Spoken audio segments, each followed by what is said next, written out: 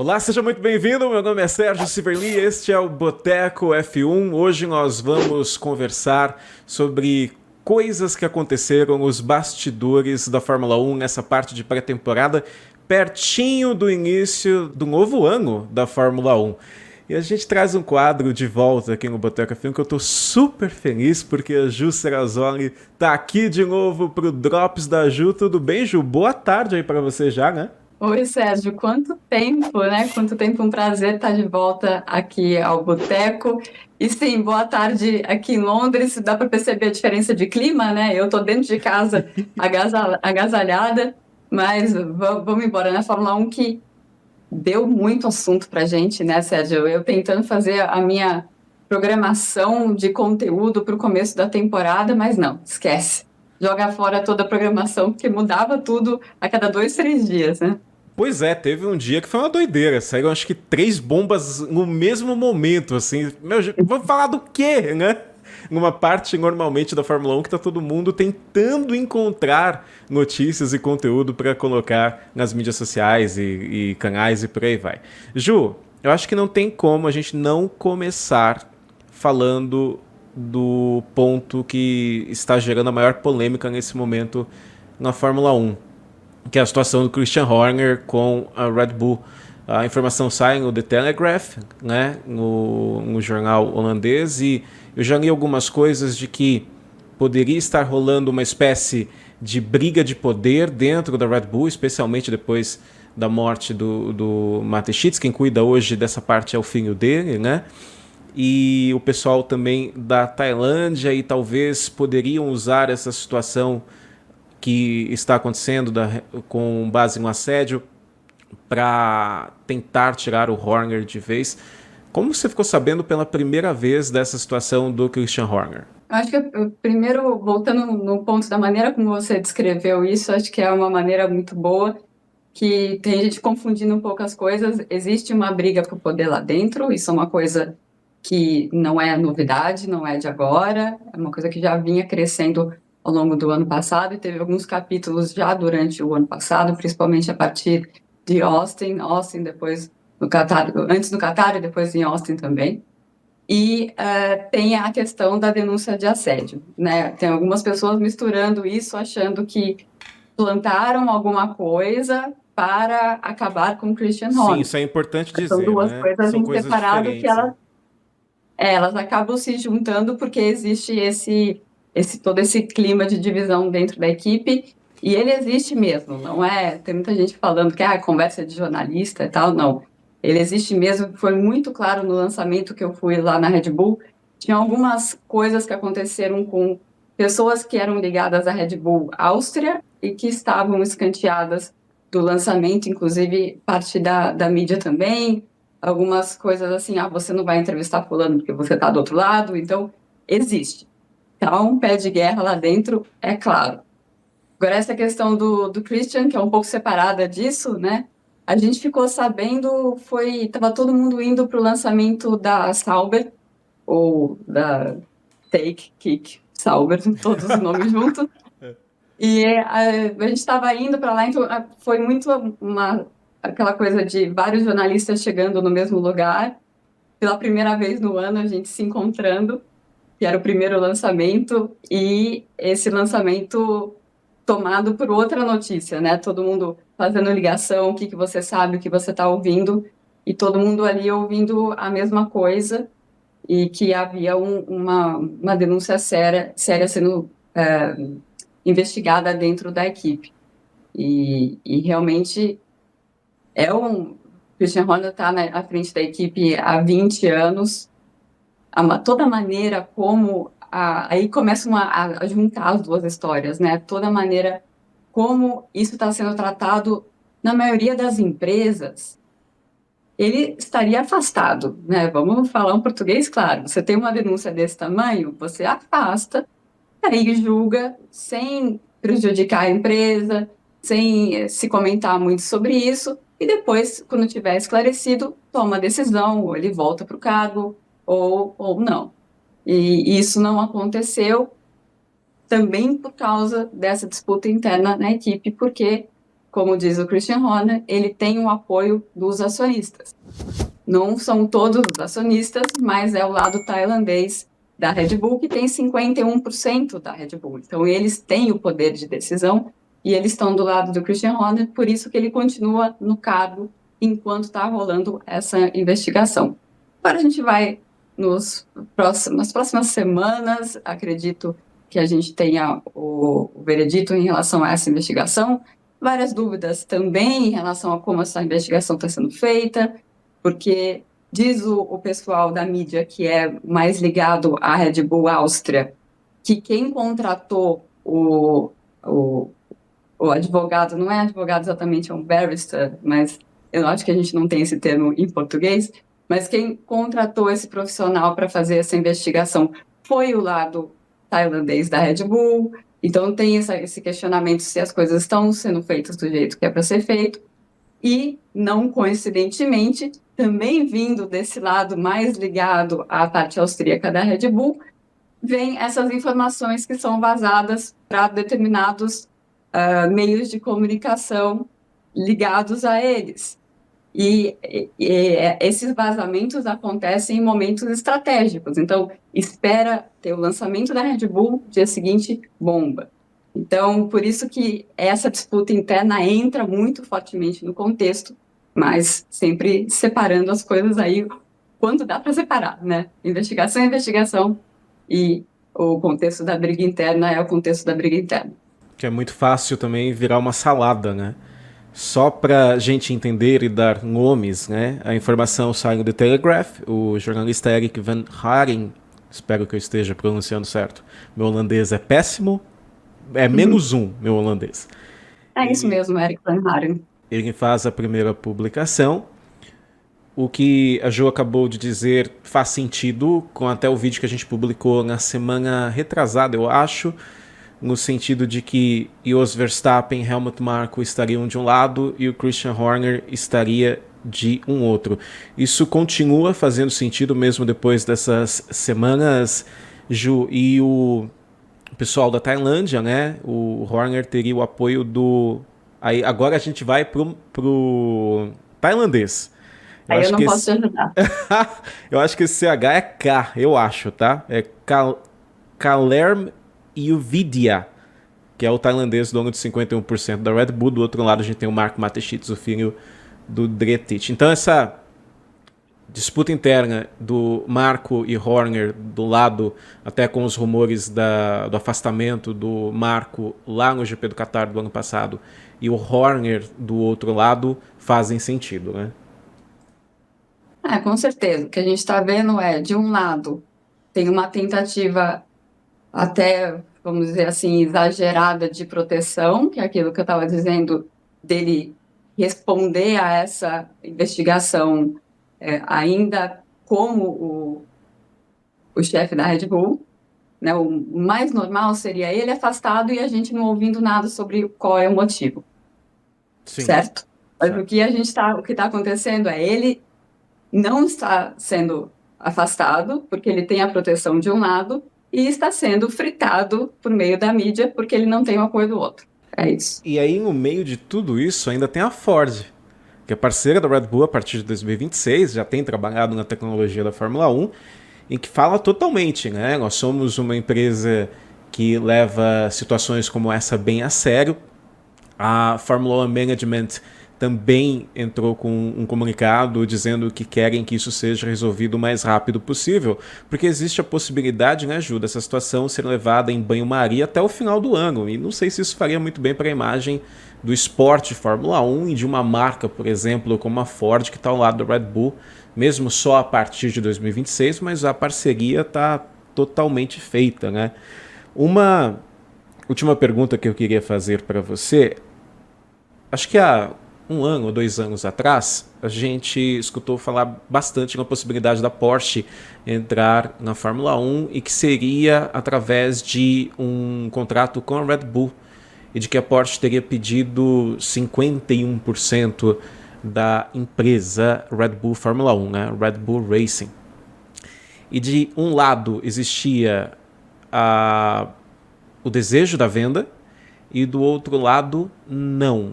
Esses rumores, essas informações, elas estão corretas até onde você conseguiu checar? Esse assunto está voltando muito à pauta agora, justamente porque esse lado do não é o lado do Horner. E muita gente acha que ali começa uma ruptura muito clara, porque começam a haver vozes dentro da Red Bull, empresa de latinha de energético, falando que, bom, será que esse cara está tomando realmente as melhores decisões para a equipe? A gente não sabe como iria funcionar essa parceria com a Porsche, se seria realmente o melhor caminho para a equipe, mas tem gente lá dentro da Red Bull que pensa que sim, que foi um erro dele não fechar com a Porsche. Então, começa ali a ter um zoom lá dentro da Red Bull, que talvez o Horner não fosse o melhor chefe para a equipe. Mas o que realmente, a partir do momento que a coisa fica mais clara, é quando o Mateschitz morre, foi em outubro de 2022, e a partir daí o Horner tenta aumentar a esfera de influência dele, porque a esfera de influência dele estava sempre limitada pelo Marco, o Marco que para muita gente é realmente o cara que manda na Red Bull, e era o cara do Dietrich na Red Bull Racing. Que situação. Lembrando que a funcionária está afastada em licença saúde, de acordo com o The Telegraph, e, obviamente, a identidade dela continuará em sigilo. Que situação maluca essa do Christian Horner. Vamos ficar de olho para ver o que vai acontecer. Pulando para um outro assunto também, esse foi maluquice, porque a Fórmula 1 entrou novamente na boca de todo mundo.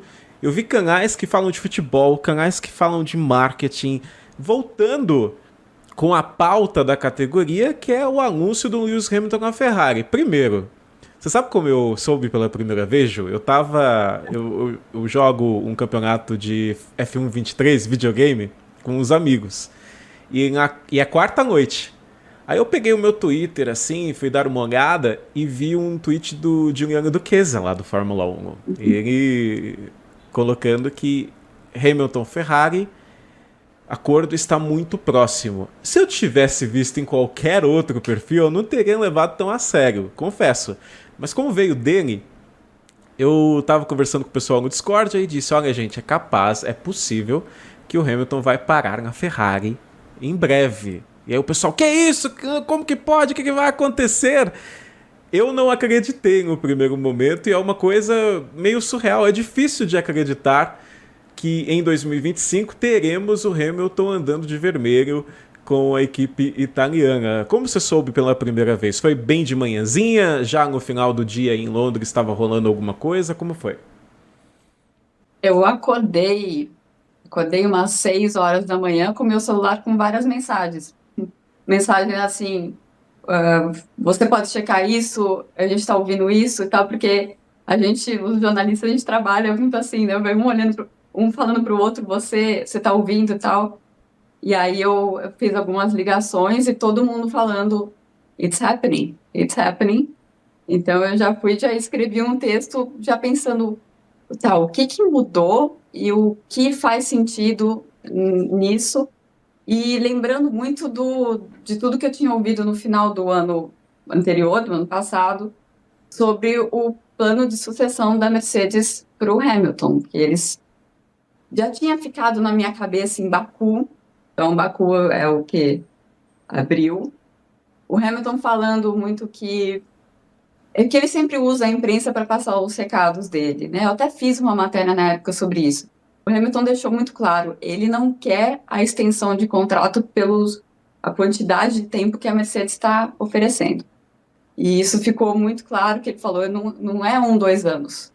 Ele falou bem assim, it's not a couple of years. Eu quero ficar mais tempo. E eu comecei a pensar, não, é esse o problema, por isso que essa renovação não está saindo. E a renovação saiu por 2 anos, e depois, alguns meses depois, eu ouvi, não, é 2 anos, porque ele não fica em 2027, em 2026, ele não fica de jeito nenhum, porque eles estão guardando esse lugar para o Kimi Antonelli. Para mim, me pareceu uma coisa de outro surreal, né, que você está dispensando o cara heptacampeão mundial já 2 anos antes, sem saber muito qual é a condição que ele vai estar, que é a condição que o Kimi vai estar. Por um lado, eu entendo o ponto de vista da Mercedes, porque eles perderam o Verstappen justamente por não ter vaga para o Verstappen na Fórmula 1. A ideia para o Kimi Antonelli é fazer o Williams o ano que vem, a ideia original, né? Williams o ano que vem no lugar do Sargent e depois subir para a Mercedes. Esse era o plano. E aí eu comecei a pensar, mas o Lewis vai esperar tudo isso? Né? E aí eu acho que entra a Ferrari entendendo qual é a solução, entendendo que existe esse problema, melhor dizendo, entendendo o Fred Vasseur tendo uma relação mais próxima com o Hamilton e podendo ter essa conversa com o Hamilton, e também o John Elkann fez um trabalho de formiguinha desde 2018, que ele assumiu a Ferrari e colocou como uma prioridade ter o Lewis Hamilton na Ferrari, entendendo que não era só uma questão de ter o piloto, mas ter a marca Lewis Hamilton associada à marca da Ferrari, seria algo muito grande para a Ferrari mundialmente. Então ele coloca esse objetivo e vai trabalhando nesse objetivo, vai ficando mais próximo, ganhando a confiança do Hamilton, pega um chefe de equipe que tem essa confiança do Hamilton e aí eles entendem o que está rolando na Mercedes, que eles estão com um plano de sucessão para o Hamilton lá dentro e ele se vê com a vontade de continuar mais tempo na Fórmula 1. Então tem uma janela de oportunidade aí, e aí com certeza várias e várias coisas sendo discutidas depois disso, né? Tem uma coisa que eu tenho muita curiosidade para saber como é que será nessa parceria do Hamilton com a Ferrari, porque com a Mercedes ele foi conquistando ao longo do tempo um patamar no contrato dele que é uma coisa que nenhum piloto tem. Ele tem, por exemplo, os direitos de imagem, ele que explora o direito de imagem dele 100%, uma coisa que a Mercedes deu para ele. Toda essa questão, o Mission 44, todas as questões que ele de inclusão e tudo mais que ele tem em parceria com a Mercedes foram conquistas ao longo de um tempo. E a conquista que é dele, né? Ele deve chegar na Ferrari também com todo esse espaço. E algumas curiosidades bem menores, de coisas bem menos importantes, por exemplo, Hamilton chega vestido com as suas próprias roupas, né? Todo dia. Piloto Ferrari, não.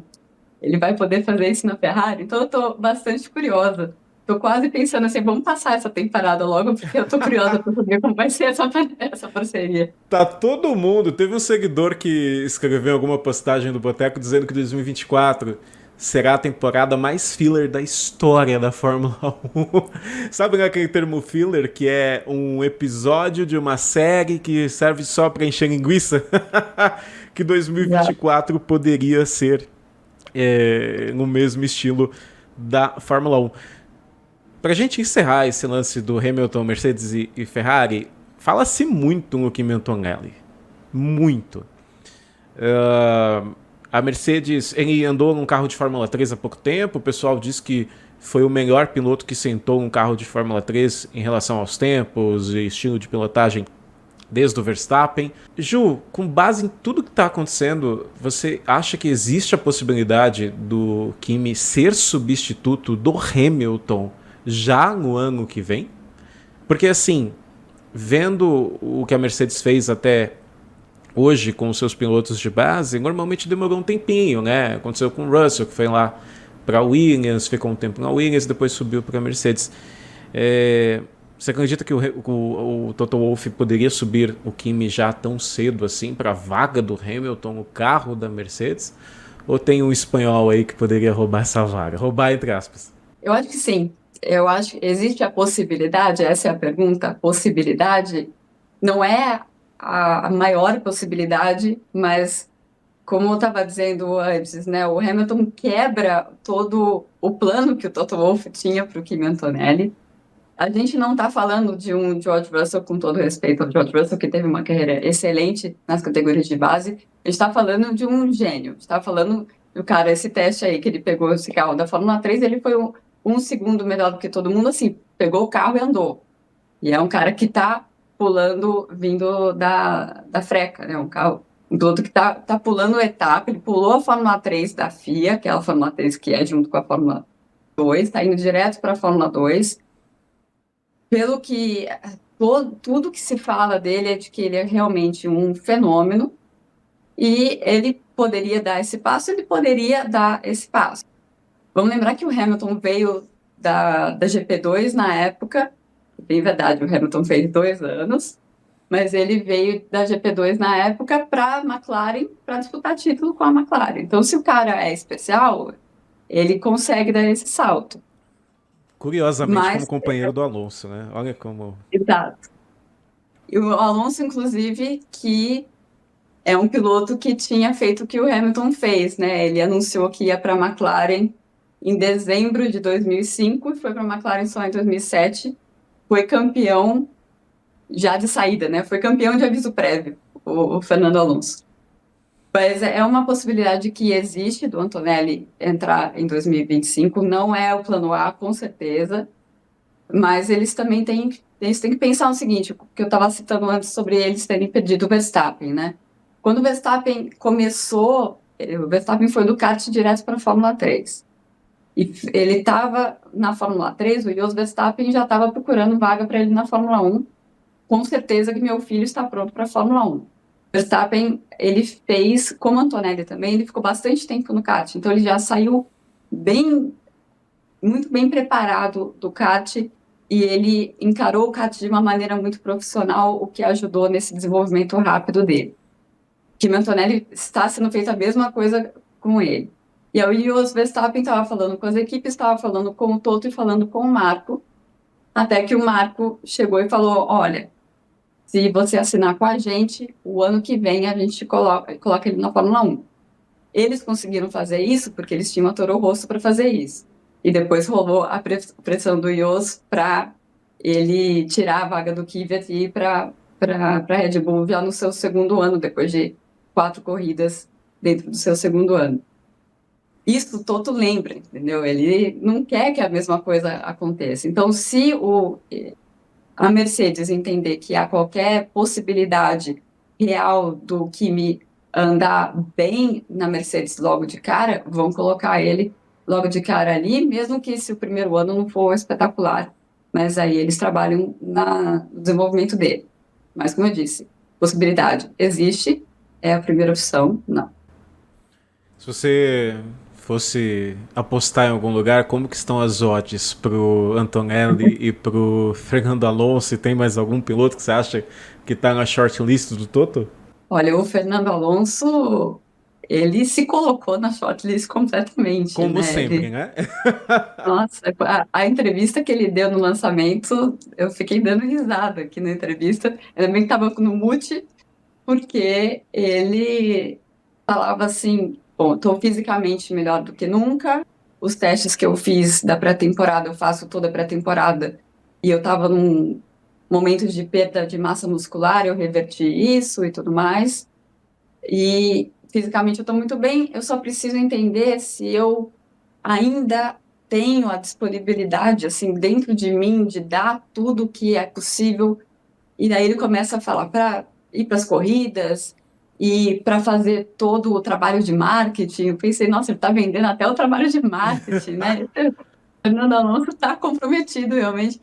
E ele falou coisas interessantes que o Alonso sempre dá uma entrevista em inglês e uma entrevista em espanhol completamente diferente, né? Eu fiquei nas duas. E em espanhol perguntaram: a Mercedes já entrou em contato com você? E ele respondeu: comigo, pessoalmente, não. Então ele gosta de colocar essa pimenta aí sempre. Eu acho o Alonso uma boa opção se a gente for pensar no contexto do Kimi Antonelli, que é o foco aí da Mercedes agora. Daria um tempo para o Antonelli se desenvolver mais como piloto, né? Porque o Alonso é um novo contratado, mas não por muito tempo, não por muitas temporadas, né? Ele já não tem muitas temporadas dentro dele. Então, poderia ser uma opção interessante. Agora, eu não tenho nenhuma informação, a não ser o Alonso falando que procuraram um agente dele, o Fábio Briatore, só por sondagem. Esse momento do campeonato, sondagem para tudo quanto é lado, e se o Toto teve café da manhã com o Briatore, ele está só fazendo o trabalho dele. Ele tem que ter café da manhã com todo mundo. Eu, se eu fosse o Toto, tomaria um café da manhã com o Marco Webber. Porque eu acho que um piloto que poderia, inclusive, formar uma dupla com o Kimi Antonelli seria o Oscar Piastri. E por que tomar o café da manhã com o Marco Webber, que é o empresário do Oscar Piastri? Porque para saber se é possível sair desse contrato na McLaren. Eu, se eu fosse o Toto, eu ia atrás do Piastri, e aí ele ficaria com 2 pilotos completamente excepcionais.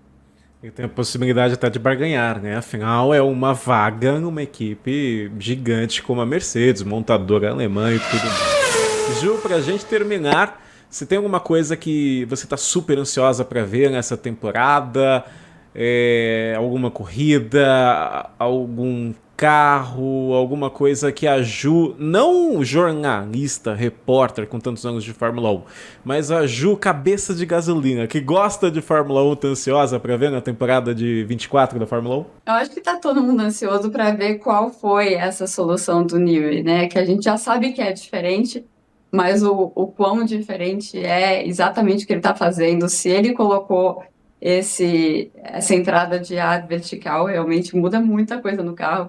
E é uma coragem gigantesca, né? A gente fala que em time que está ganhando não se mexe, e eu acho que o Newey não conhece essa frase, né? Então, com certeza. E também, do ponto de vista pessoal, vai ser um ano diferente para mim em relação aos últimos anos. Eu vou estar focada na cobertura no UOL, não vou mais fazer parte da produção da Band, e também focada na produção de conteúdo exclusivo para o No Paddock da Fórmula 1 com a Ju, que é meu projeto no Catarse.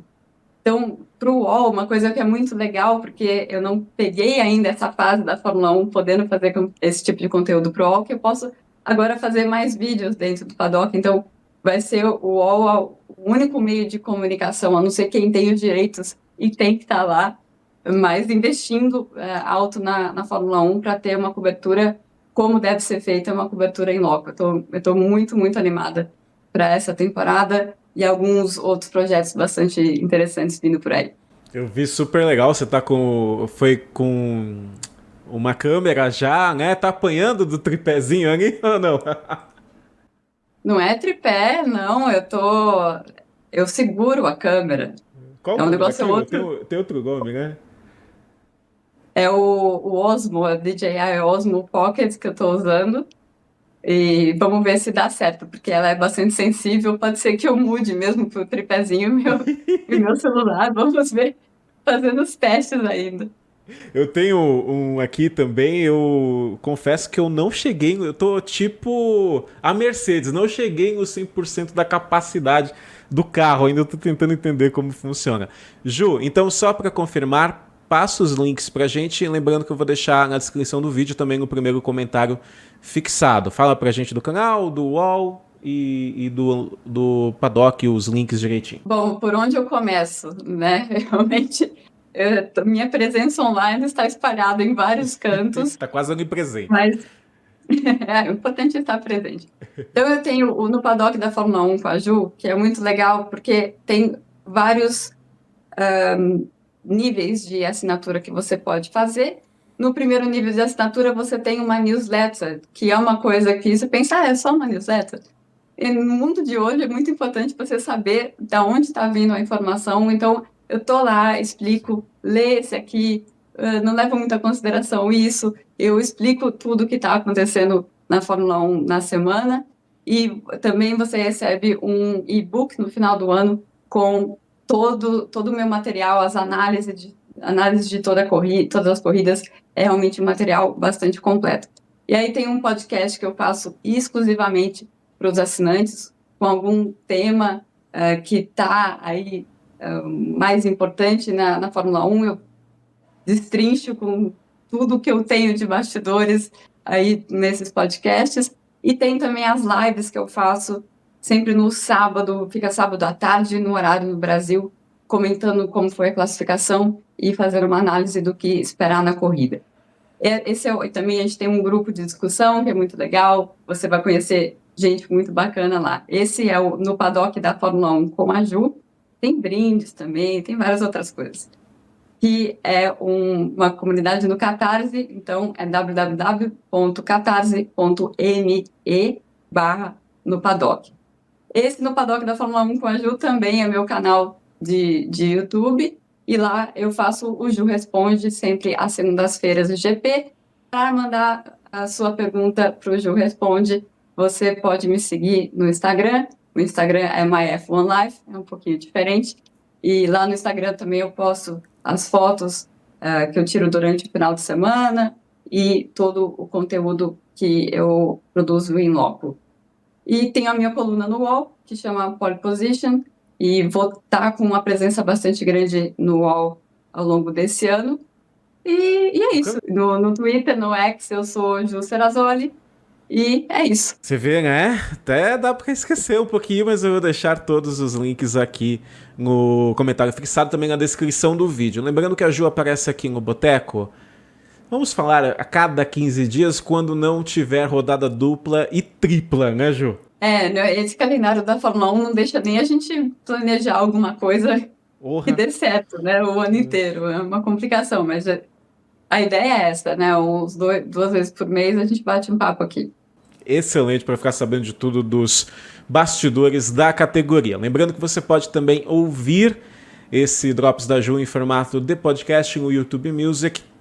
E eu estou setando tudo para aparecer em todos os agregadores. Gente, como sempre, muito obrigado pela sua audiência e pela sua paciência. E até o próximo vídeo. Tchau!